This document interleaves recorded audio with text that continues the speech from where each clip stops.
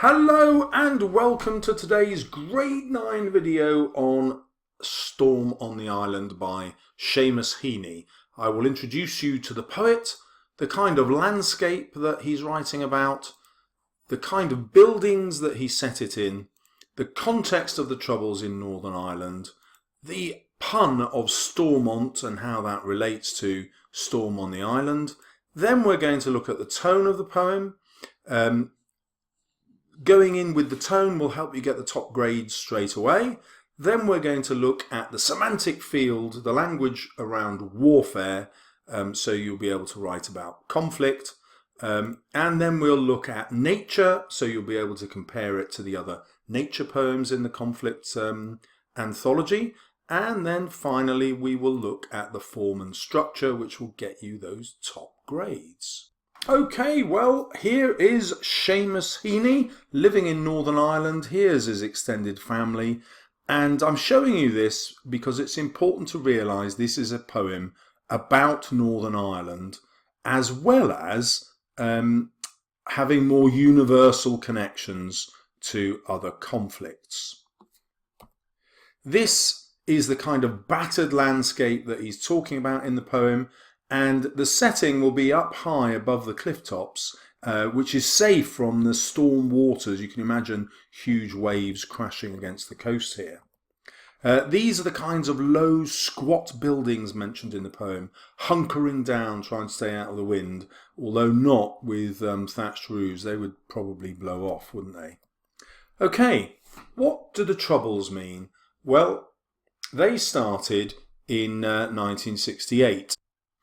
And the Troubles is a euphemism. That means it's a term used to try and make something sound less bad. So, for example, instead of saying someone's died, we might say they've passed on or they've kicked the bucket. So it's ways of making things not sound so bad. And here, those things were assassination and bombing, which was begun by the IRA. And they wanted to liberate Northern Ireland from British and Protestant control. So the IRA were Catholics, and that's a denomination of Christianity, and they're fighting against another denomination of Christianity, the Protestants, who controlled Northern Ireland. This is what led to the violence. But interestingly, this violence didn't begin until 1968. And Seamus Heaney wrote this poem in 1966. It's as though he can see into the violence that is coming. And in many ways, the poem is prescient. That means it sees into the future, anticipating the oncoming violence. Use this language in your writing and you will get higher marks. Okay, the title of the poem itself, Storm on the Island, is also a pun. So Storm on, T of the, is Stormont. And Stormont Castle is a mansion on the Stormont estate in Belfast. That's the capital of Northern Ireland, and that's the main meeting place of the Northern Ireland Executive. In other words, it was their parliament at the time that this poem was written. And so he's actually writing about the Northern Irish Parliament, and that's why he calls it Storm on the Island rather than an island. He wants to make sure that his readers know this is actually about the whole of Northern Ireland and its government. So it also served as the cabinet room during that time. Let's have a look at the tone of the poem. We are prepared. We build our houses squat, sink walls in rock and roof them with good slate. This wizened earth has never troubled us with hay. So as you see, there are no stacks or stooks that can be lost, nor are there trees. So we've got this really interesting bit of tone here where he's identifying with everybody else on the island. There's a sense of strength being together. Unity is strength. And he repeats that with the us. But when we look in further, they're united in a way that's really negative. So they're preparing for the storm, but there are no stacks of hay. Stooks is another word for bundles of hay. So they're united in things that they don't have. This community seems a barren one, a miserable one, not somewhere we'd like to live. And this is emphasised by the idea that there aren't even any trees. It's a really barren landscape. So Heaney is suggesting that the island itself is somewhere we wouldn't want to live, and because you know this doesn't represent just a small island, it represents Northern Ireland, he's also suggesting that that is not a place we want to live. And now the buildings are a metaphor for the people of the island. So they sink walls in rock. Now that gives them security, but it also makes them seem really stuck to the place, doesn't it? You don't get the sense that these people can escape where they live. And the political point is they can't escape this conflict between Catholic and Protestant. They're stuck with it. Then we have this idea of good slate.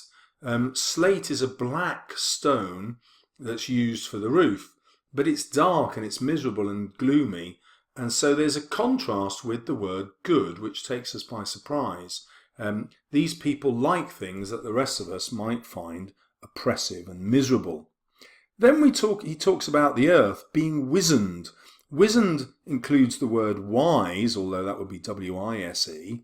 So there's something wrong with this wisdom, because wizened also means dried up, shriveled. And it's painting a picture of a country that itself is dried up and shriveled. It's not a healthy place to live. Then the language gets very casual. So you see, this brings us into a conversation with him. It's as though he's giving us a tour of the island, which is also Northern Ireland, and showing us what he thinks is great about it. But we see through what he's saying. So the speaker thinks it's great, but Heaney is not the speaker. Heaney has created this speaker, and the words he gives the speaker make us realise that we should feel that the island is restrictive, oppressive, somewhere we should reject. Let's get to the next stanza. Which might prove company, those are the trees, when it blows full blast, that's the storm. You know what I mean. Leaves and branches can raise a tragic chorus in a gale, so that you listen to the thing you fear, forgetting that it pummels your house too. Now the bits that I've highlighted here, this emphasis on you, and your, where the speaker in the poem is trying to say, look, we're all the same, aren't we? We all like living in a safe place where we hunker down against the storm that's coming and we protect ourselves. And we're supposed, I think, to react against this. No, we want to live in a place that doesn't mean we have to hunker down, that doesn't mean we have to protect ourselves. So the speaker's reality in Ireland is very different from ours. The speaker is preparing for a life of violence, but the reader is really happy to reject that life of violence.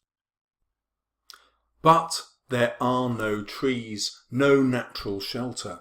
You might think that the sea is company, exploding comfortably down on the cliffs. But no, when it begins, the flung spray hits the very windows, spits like a tame cat.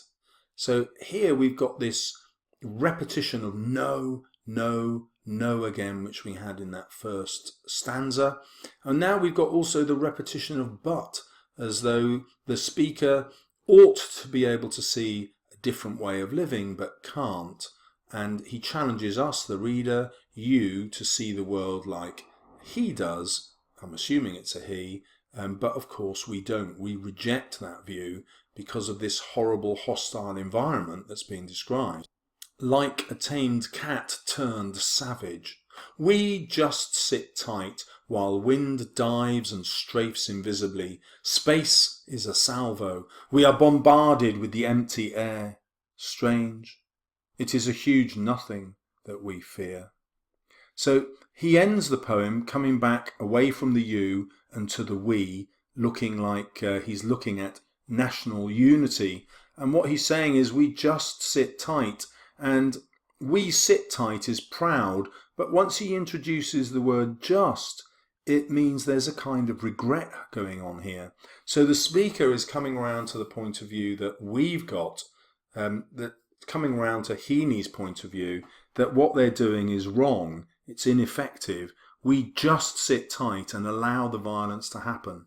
In other words, He's accusing his Northern Irish readers of allowing this conflict to go on in their name, and when they could stop it and they could prevent it happening.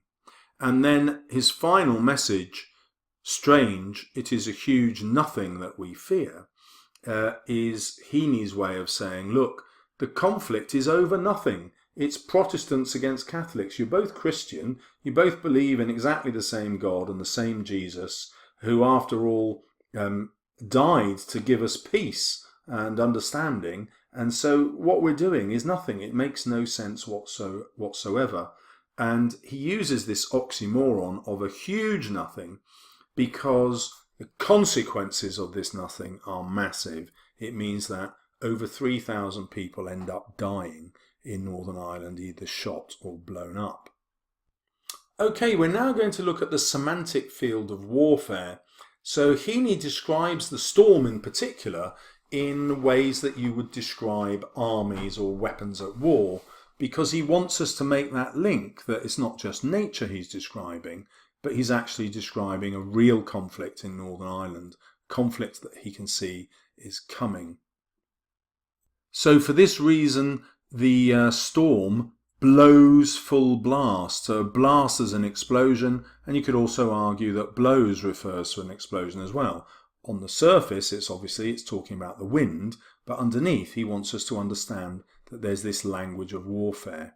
Next we come down to the word pummels, this idea of something being punched flat, again very violent, very masculine if you like boxing.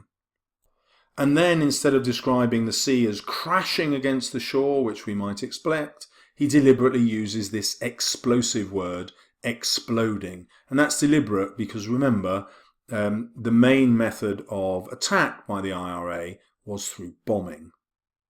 His description of the storm being like a cat emphasises the word savage, as though suggesting that the people on the island become savage in their expectations of what they'll accept. This civil war, if you like, that's going on, turns the people into savages. Then he uses this imagery of a fighter plane or a bomber plane diving down and strafing. Strafing here means to shoot bullets from a machine gun, really. So he's comparing the wind to an attacking aeroplane in the war. These kind of Second World War imagery that his readers in 1966 would be really familiar with. The Second World War was only 21 years old then. Salvo again is a burst of gunfire, and he links it again to the idea of bombing with bombarded. So he's really clear that he's actually talking about war. And his anger is that this is a war that his countrymen are accepting. And you might decide that he's also angry at the British for allowing this war to continue.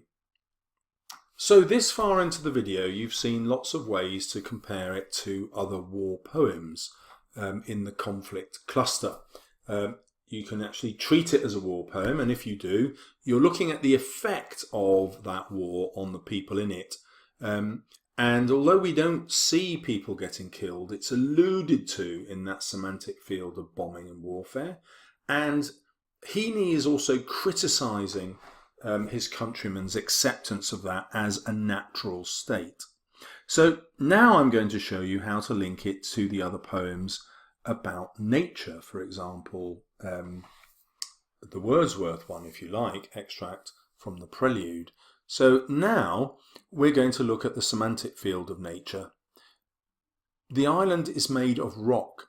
It means it's permanent, it means it's strong, and rock also features in the building of the houses. Slate is just another cut form of rock. However, this nature that seems quite powerful and protective is actually hostile. The earth isn't something good here, it's wizened, it's shriveled up. Perhaps reflecting the people on it. And then look at this personification. Heaney decides that the earth might trouble other people, but it doesn't trouble us. This is a very strange idea. We live in a land where the landscape itself is lovely, But why is it lovely when it's been described as wizened and shriveled up? It's as though the speaker wants the earth just to be peaceful, and if it's near death, wizened, old and shriveled, then at least it can't do any harm. Well, that's a very depressing view of nature, isn't it? That it needs to be tamed so much that we'd rather have it barren than fertile. And that's again emphasised because it is like a rock with no trees on it. And you get the sense that obviously it must have had trees at one time, it must have been full of life at one time, but these people have destroyed it.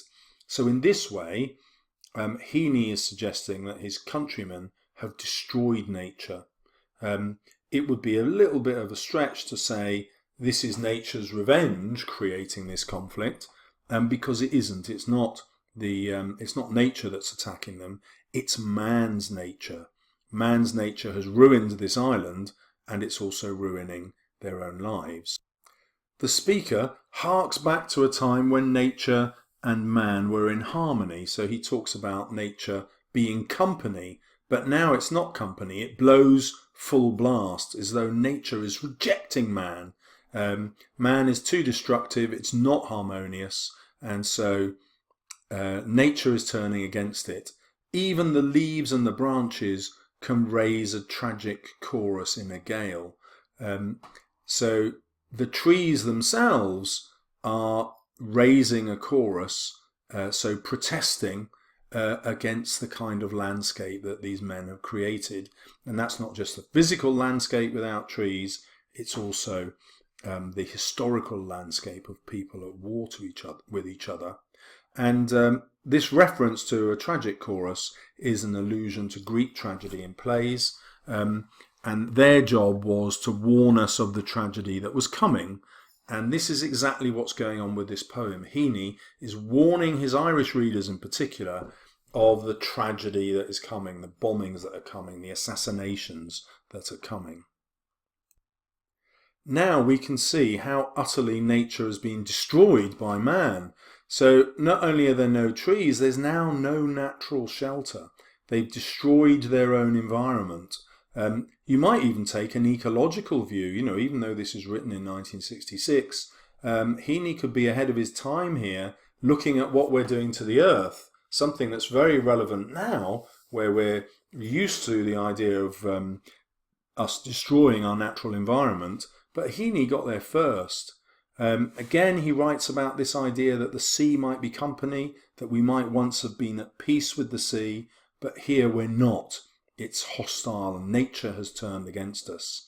And then we've got this image of the flung spray of the storm bringing the water onto the rocks and the windows of the houses, and that's now spitting like a tame cat. So the simile suggesting that even things that were once tame, like pets, have now turned against these people because they have damaged nature so much. Nature in all its forms is turning against man.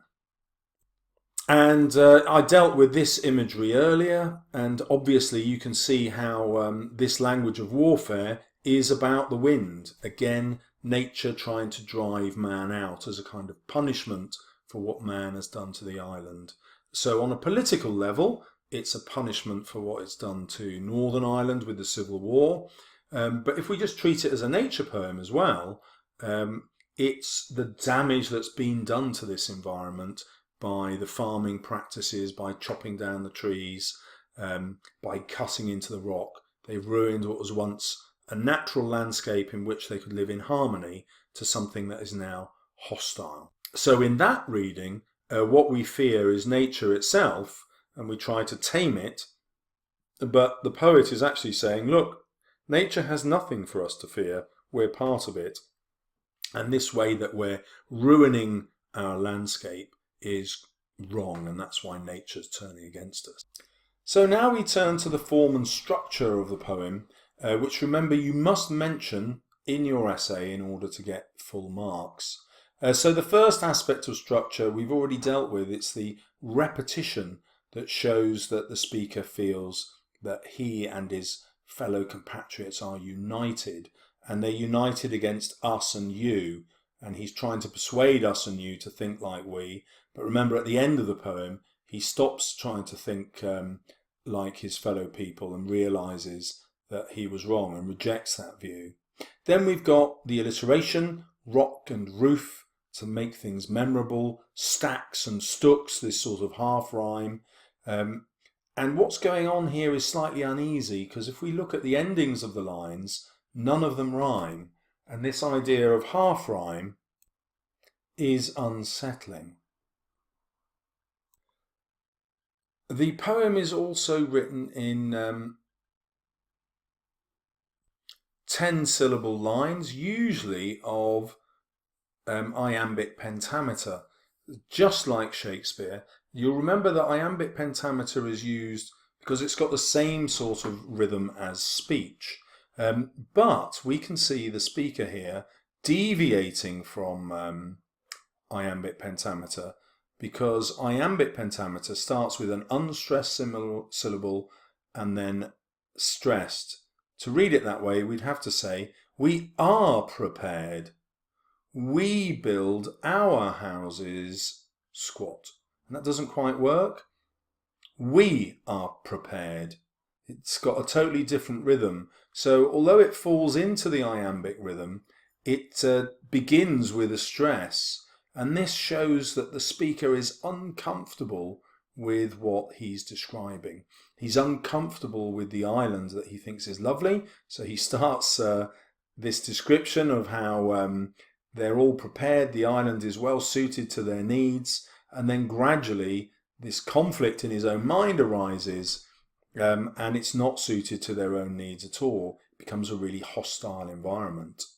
Next, we can see the repetitive alliteration, which emphasizes how hostile the island is. So we've got blows, blast, and branches. The alliterative B's sound plosive and violence. And then we've got the repeated F's of fear and forgetting. You'll remember from some of my other videos that this is a fricative, and it mimics the baring of the teeth, such as we say in one of our worst swear words. And it's an evolutionary tool. When we bare our teeth, we look most dangerous. And that's why we have this swear word that begins with F. Here, the speaker is baring his teeth to show us his hostility. In the next stanza, we've got the harsh alliterative sounds of the seas in company, comfortably, cliffs, emphasizing the violence being perpetrated by the men, and also the violence of the storm that's coming, which you remember is a metaphor for civil war. We also have that repetition of internal rhyme, hits and spits, which is a half rhyme with cliffs. And that again unsettles us. There's something not quite right in this society, which is mimicked by how the rhyming isn't right. This is a poem that just feels wrong. And that's also emphasized again with the simile, how where the tame cat feels wrong, it's spitting, it's becoming hostile. And that again is mimicked with this oxymoron here, where the sea is exploding, which is hostile, and comfortably, which suggests that the men have come to accept violence as a normal way of life. It's supposed to make us think again about what this society is like, and to question why they don't try and stop the conflict and stop the war. Or if you're treating this as a nature poem, why men don't stop exploiting the landscape and ruining nature. And finally, in the last stanza, I've already mentioned the repetition of we, where suddenly he realizes that this unity is not a strength, it's just them accepting the warfare. He's very critical of this acceptance in the last line. And I haven't yet dealt with the repetition of the I, the assonance. So I had a complaint in my last video that I was making too much of this, but really I don't think I am. So the repetition of the I sound actually sounds hostile, but it's not there just for its sound. It's there to repeat I. In other words, this is a vision of selfishness. So the sound reflects the very selfishness of this society. It reflects how they're acting actually as a series of individuals who aren't there acting in the common good. So the we is just a group of disconnected people who connect themselves through violence, not through improving their own lives and the lives of others. If we take that a step further, warfare can only be a negation, an attack on other people's rights. In other words, we attack people who we think are different from us. The I is more important than the them, and the I outweighs the we, which is all of us. It just becomes a particular we, those people who are like us. And so then the final we here reflects how this whole society is one that is living in fear.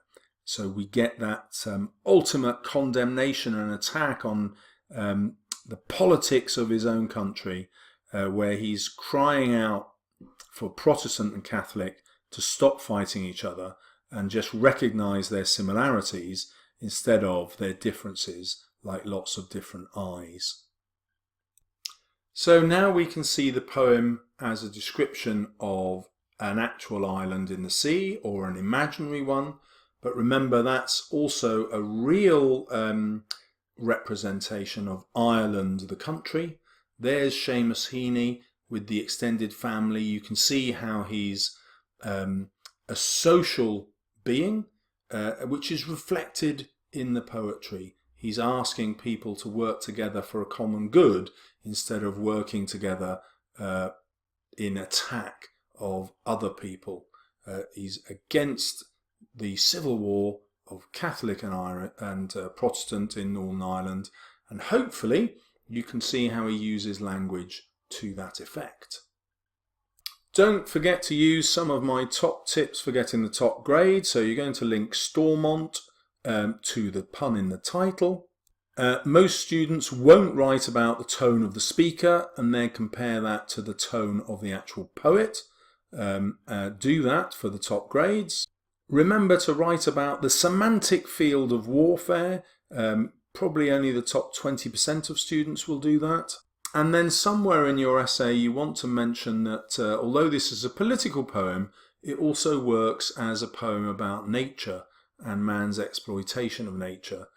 So that comparison of warfare and nature is quite a sophisticated one. When you do that, you'll be in the top grades. Finally, you only need to mention one point about the form or the structure here. The most sophisticated one is probably the iambic pentameter one, and how the way that is broken, where the stresses are in the wrong place, indicates the stress of the speaker. And I forgot to mention this as we went, so it's a bonus feature. All the stanzas are 5 lines long, except the final one, which is only 4 lines, as though there's a line missing.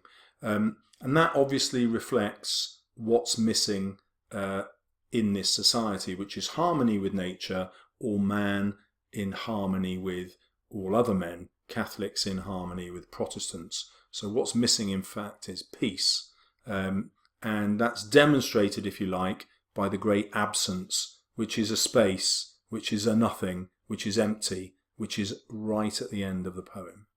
So, goodbye. See you on my next video.